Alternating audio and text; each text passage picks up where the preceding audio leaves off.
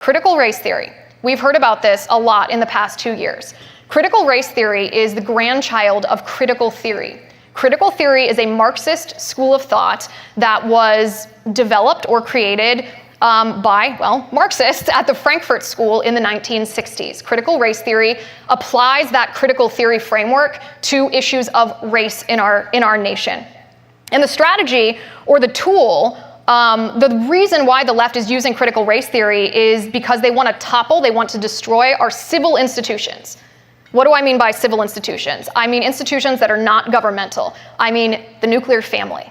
I mean marriage between one man and one woman. I mean the relationship between parents and their children. The fact that parents have dominion over their own kids and the decisions that are made about their children, including the curriculum that their children are taught in school. This Marxist tactic, this Marxist plot is to topple the civil institutions on which our governmental institutions rely, because we can't have a nation, a government that has limited enumerated powers if we don't have institutions on which people rely, like the family and like church. We aren't set up to be a successful big daddy welfare state. And if you destroy the nuclear family, that's exactly what you would create. You would create a whole population of people who no longer rely on the family. They depend on the government.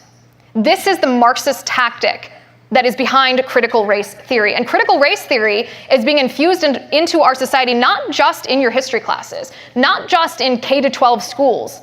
It's being infused into our society via DEI initiatives. DEI initiatives that exist at almost every one of your universities, at almost every workplace where you will apply after you graduate from college, and it's hard to escape.